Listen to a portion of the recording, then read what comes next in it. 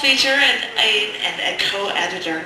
I'm so excited. And just because he has plenty of stuff to read, he was allowing me to read some of his acceptances in past and future issues of CC&D magazine. So I'm going to start this evening by reading poems by Maxwell Baumbach. Woo!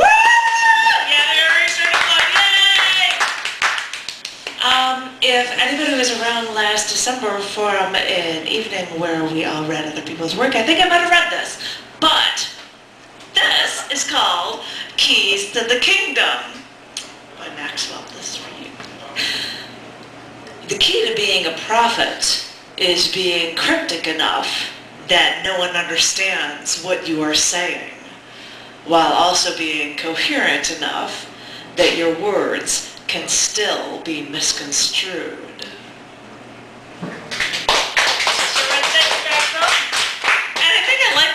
Things that we have accepted from Maxwell. He's got longer pieces and he's got, I was supposed to also say, he has longer pieces as well, but I really like these short ones, like that piece which also appeared in the ISM edition and the ISBN edition of Enriched Poetry, which has January through December issues of CC&D magazine, which is really groovy, and I'm pleased with the cover of An Open Book. That piece is actually chosen inside of an open book that has the birds flying out like pages of a book, which I think is really groovy because I get into design stuff. I can't help it. I've got two more pieces I would like to read, and one of them I'm really excited about the cover of because I'm just that way, is the 18-year anniversary issue of CC&D. It's coming out in June of 2011, and it's got NASA astronomy imagery, including outlines for where Gemini is, because that's mostly June, and we got Cancer on the back cover, and it's really hard to see in this light, but I really love this magazine. I really like this issue, and I think this is a great little short piece from Maxwell. I love this one. The Miracle of Saint Maxwell. If I appear in a grilled cheese sandwich after I die, it is because I am pale and you undercooked it. Thank Maxwell. And I have no idea if I'd be able to read this one better than you, but this will be in the April issue of CC&D magazine. As I said, I've got all my proof copies. These aren't out yet, but I'm just, please. This piece is called What's Easier? If it takes less muscles to smile than it does to frown, does that mean it's easier to put on a front? Time for work, so grin big, sunshine. Family function, sweep those follies off a cliff. After that, take a deep breath, or maybe a shallow one, since it's less work. Thank you, Maxwell. I don't know if I do you justice, but ladies and gentlemen, I'm really looking forward to a great, great feature. He's got a book out, which is sitting over there, that he is going to show you all, because he's got phenomenal writing. So ladies and gentlemen, give it up for Maxwell Baumbach.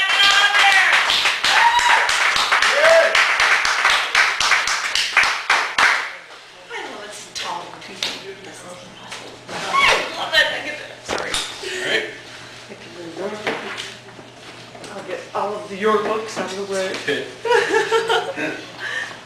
All right, I'm going to be reading kind of a wide array of stuff tonight. I brought some by longer pieces because I feel that they're better suited for readings. And we're going to start off with one of those. This one I just finished up recently. And it's a lot different than what I normally write, and it's also divided into 8 parts, which is something that I've never done before, so I hope you enjoy it. 1. I knew a careless mother of 8 children. She lost the first one when she took them to a movie theater, and one of her children was not with them when she left. 2. I knew a careless mother of 8 children. She lost the second one at the grocery store. The young boy sat in her cart But when she grabbed a can of high fructose corn syrup from the shelf, she turned around and he was gone. 3, I knew a careless mother of 8 children. She lost the third one when she picked them up from school in her SUV. A little girl stranded in the education system, but it's okay, she decided. 5 out of 8 ain't bad. 4, I knew a careless mother of 8 children. She lost the 4th one at the mall. In a sea of people, a son swept away while she was distracted by a $30 case for a $300 cell phone. At least her phone is protected now. 5, I knew a careless mother of 8 children. She lost the 5th one at the beach. The ocean's undertow pulled the daughter by foot out to no man's land. She always loved the water, mother told the remaining children. 6, I knew a careless mother of 8 children. She lost the 6th one, a son, at the horse track. The smell of money that might potentially be hers lured the mother away from the 3 remaining children. It could have been well worth it had it paid off, she told her husband.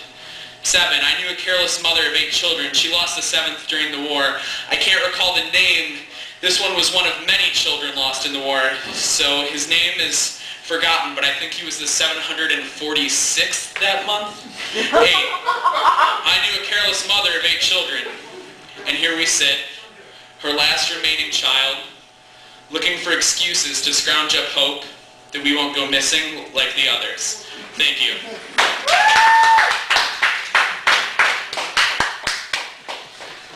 This next one, for whatever reason, I write poems like that I think are more serious, and then I write these ones that I call my smarmy douchebag poems. And for whatever reason, editors tend to love my smarmy douchebag poems. This is one of those. They like them better than my serious ones. Which, it's called Newspapers. I wish newspapers were interesting. The business section is about the economy, and who understands that? Why should I care about rich, snobby people or dirty, poor people? Talking about the environment is dumb. Trees just take up space. World news is stupid. Wars breaking out in Tora Bora are totally boring. Newspapers should talk more about celebrities and clothes. You know, things that matter. You should have a book titled Smarmy Douchebag. Smarmy Douchebags! That might be the next one. This next one is about a god-awful song that's on the radio right now called Just the Way You Are by Bruno Mars. I can't stand it either. Yeah, okay. Well then, you might like this Something in poem. common. Here we go. I don't really like much of it either. I could sing along to the radio and echo the statements of Bruno Mars telling you that I love you just the way you are. But then I would exhibit a lack of creativity even Bruno Mars himself would find appalling. I could use incredulous words telling you, you're amazing. Rhyme words like smile and a while. But then I couldn't note that the curvatures of your cheekbones make the hills of Iceland look like they were made out of incompetence. I couldn't speak of your eyes that are like whirlpools of blue light and loveliness. I couldn't sing of your hair that flows like blonde rain from a downspout of wonder, or how you make my heart skip more beats than a bad musician, maybe that this poem is about. Though I could join in unison to repeat the words that spew out of your stereo speakers, those elementary phrases do not showcase that I love you just the way you are. Thank you. This next one's one that I sent to an online publication that I really like called Mobius, the Journal of Social Change. And when they accepted it, they told me that they thought it was pretentious, but they still accepted it, which I thought was pretty cool. And it's called Advances. You come across as pretentious. I can't believe it. Purses, handbags, distinct difference, buy them both. This MP3 player is also a phone, but get another MP3 player just in case. That shirt fits, but does not have a huge ugly design on it, so buy this one for $85 instead. Your sandwich looks healthy, but it doesn't have a touchscreen like mine does. Get with the times, man.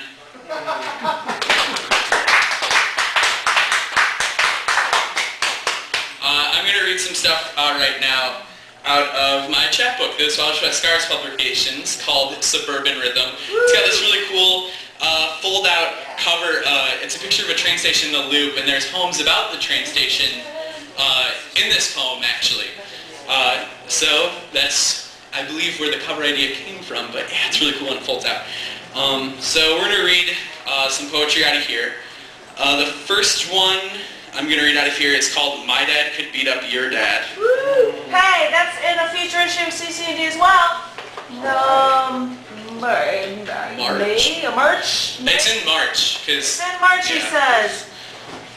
Oh, well, I don't know. I'll have to check it out. Either way, just go to scars.tv every day. No, and that's then eventually you'll Playground. find out which one it's in. Actually, if you go to the ratings section and go to the title of it, it'll tell you which issue. I think it's in May. That's already. It's in the May issue. This one's called My Dad Could Beat Up Your Dad. When children argue, they will say that their dad could beat up the other one's dad, but the parents rarely fight, and even when they do, it does not change that when the children grow up, the world will beat the shit out of them anyway.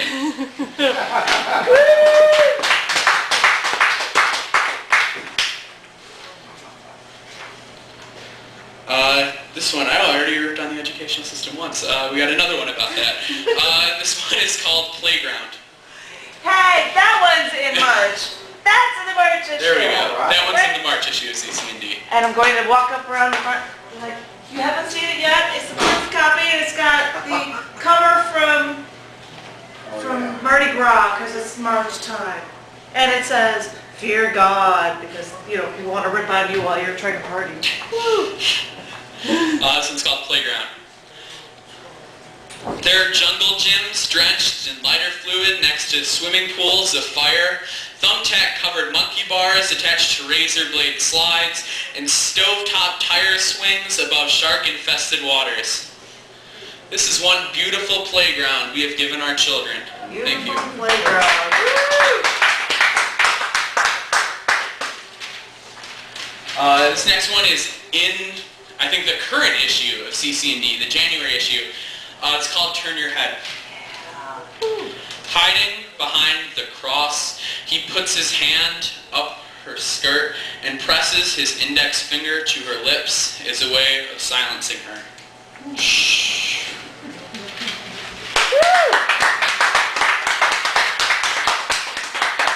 This is the last one from the chapbook that I'm going to read. The rest of it's newer stuff. It's called If People, and that's in one of the CC&D issues also. If people love you, that is wonderful, and if people hate you, that is even better, but if people nothing you, that is when you are without purpose.